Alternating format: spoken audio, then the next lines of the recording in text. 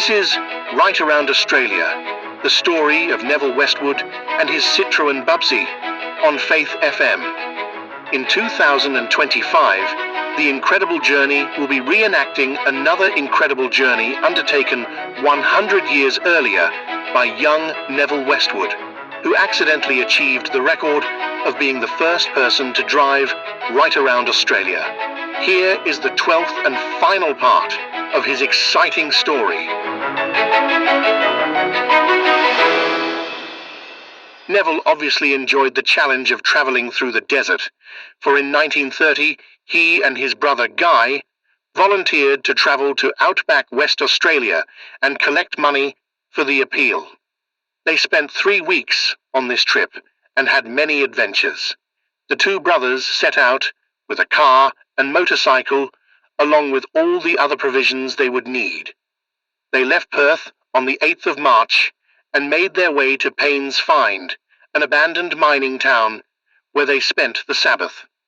On Sunday, they separated, with Nevill heading to Yalgoo and Guy going towards Mount Magnet. At Yalgoo, Nevill met Mrs. Johnstone, who had been keeping the Sabbath for nearly 15 years, but had seldom been visited by Adventists. She was delighted to see Nevill again, as he had met her on his previous travels, and he was just as delighted that he could encourage her in her faith. Nevill had only just left Yalgoo when he found he had stripped 2 of the teeth off the crown wheel pinion of the car.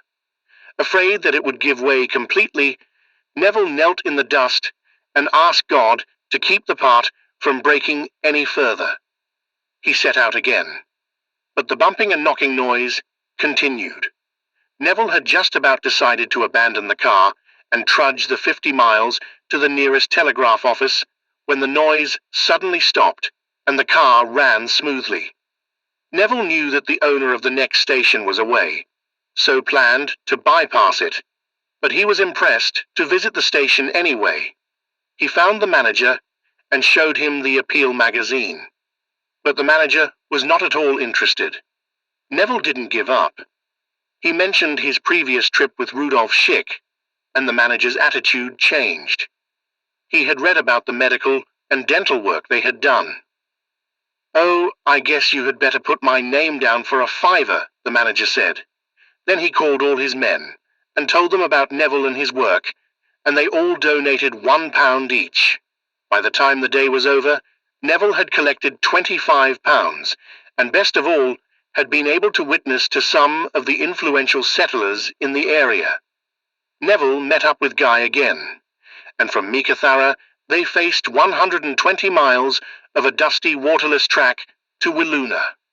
Nevill had tried to get a replacement for the car's broken pinion, but the part wasn't available, and to their dismay, the pinion gave away again, 30 miles out from Meekatharra. Between them, they managed to patch things up and reached Wiluna, but it wasn't until much later they were able to salvage a used pinion from a rubbish tip to repair the car. So what happened to Bubsie? Neville's brother sold the little Citroën in 1926, but Nevill later bought it back and kept it until his death in 1969. Neville's son Ron inherited the car, and at the 50th anniversary of the trip around Australia, he began to restore the car. Ron had hoped to join Jim Rediex in his planned rerun of that first expedition, but unfortunately, Bubsie had not been fully restored by the time the 50th anniversary rolled around. Jim and his crew called in to see Bubsie while they were in Perth, and Greg Davies, Neville's partner on the first trip, and now an old man, visited Bubsie too. It was a joyful reunion. The memories brought tears to his eyes, and he explained the reason for some holes in the body and dashboard where Nevill had made modifications for the original trip. Ron dreamed of taking Bubsie around Australia for the 75th anniversary, but his advancing age and insufficient financial support saw the trip cancelled at the last minute. The National Museum of Australia in Canberra purchased Bubsie in 2005 and it is now housed in a controlled storage environment, making occasional appearances at special events. In 2025, for the 100th anniversary of the epic voyage, the Incredible Journey Media Ministry is planning to reenact the historic trip Right Around to again help Australians consider our day in light of Bible prophecy. A 1923 Citroën 5 CV vehicle has been purchased and restored to reenact the original trip, and will continue the witness of Nevill and Greg by running prophecy seminars in the towns and cities en route and share publications with interested people. For more information about this program, visit the website of The Incredible Journey, online at tij.tv/RAA.